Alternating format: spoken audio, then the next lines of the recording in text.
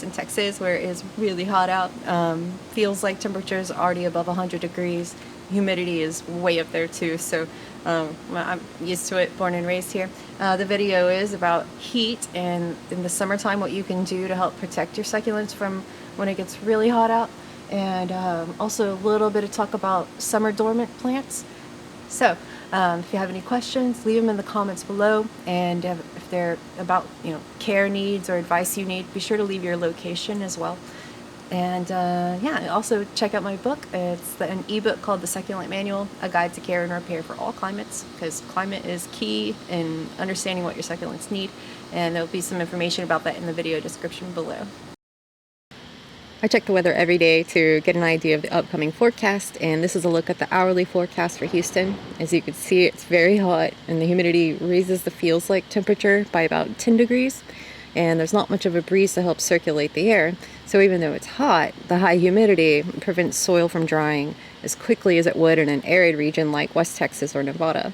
And a 10-day forecast is showing little to no rain, and while that can change at any time here in Houston, it means I have more control over when my plants get watered. But here's where it gets tricky. The high temperatures can cause a lot of succulents to slow their growth to conserve energy, and they use less water at this time, so overwatering can really put them at risk for rotting.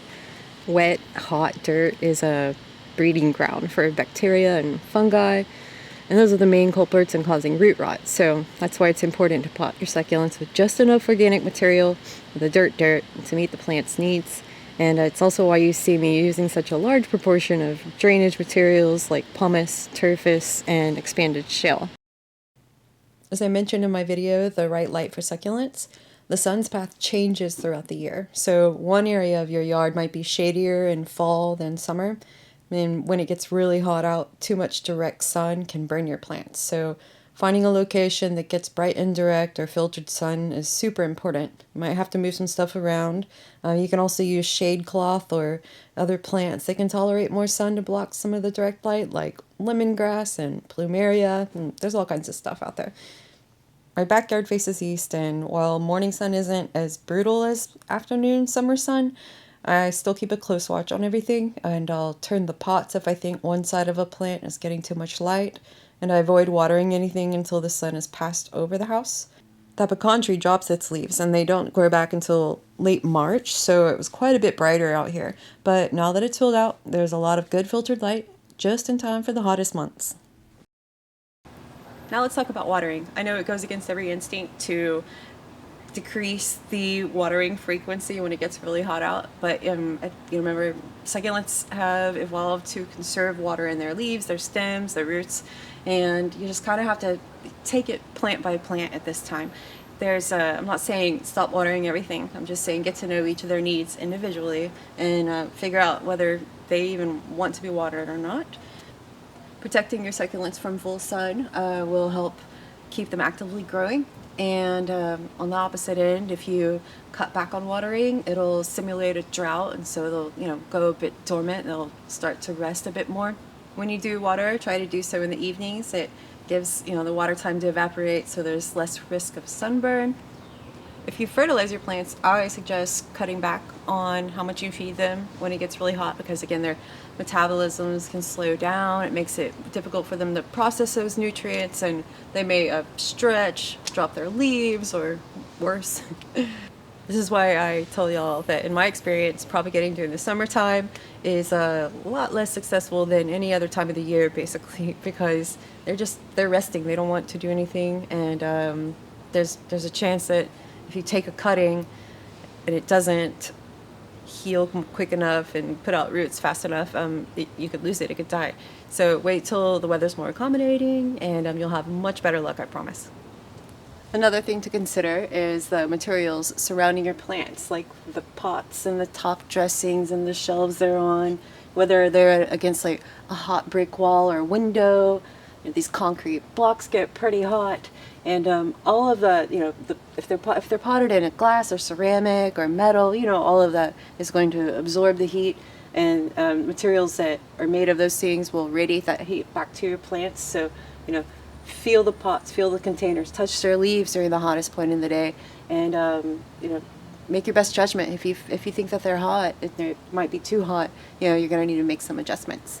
If you have a place outside, you can put an oscillating fan on your plants. They will love you forever. You can just throw a plastic tarp over it if it's going to rain, so you don't have to, you know, haul it in and out all the time. And if you live somewhere where the heat is just like extreme, and I mean, I think it's really hot here in Houston, but I know some of you guys live in places where, you know, 115, 120, that's going to be a normal high temperature for y'all at certain times of the month. And really at that point, I'm thinking the best thing you can do is to encourage dormancy in your plants by cutting back on watering, cutting back on feeding, you know, well ahead of that, you know, peak hot time of year. Some succulents are inherently summer dormant. You know, they have a biological clock in them. There's nothing you can do to keep them actively growing without killing them. Like Aeoniums, learned that the hard way.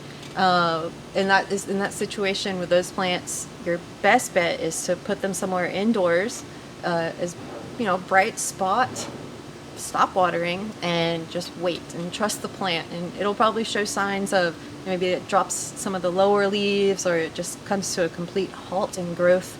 That's what they do. That's summer dormancy. Other succulents are opportunistic growers like aloes, kalanchoes, euphorbia, haworthia.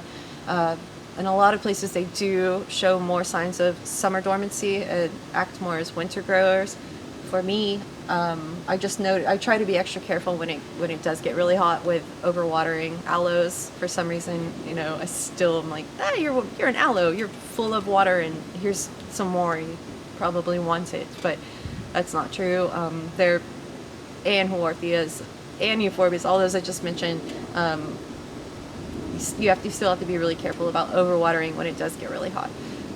I guess that's it for this video. I'm going to include a list of summer and winter dormant succulents in the video description, so just be sure to click more or show more and check that out. And if you have any questions, leave them in the comments below. And man, good luck out there. Stay cool, hydrate yourself, not your plants, only as needed. Thanks, y'all. One more thing, guys, look, my moon cactus flowered. Not one, not two, but three. And there's some little buds on the way.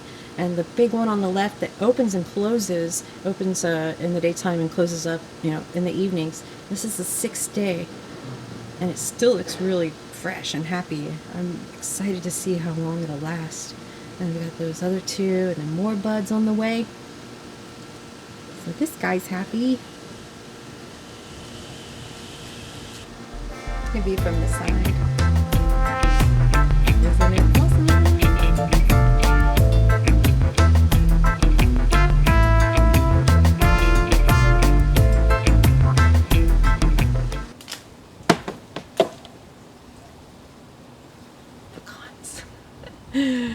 Oh my gosh. Okay,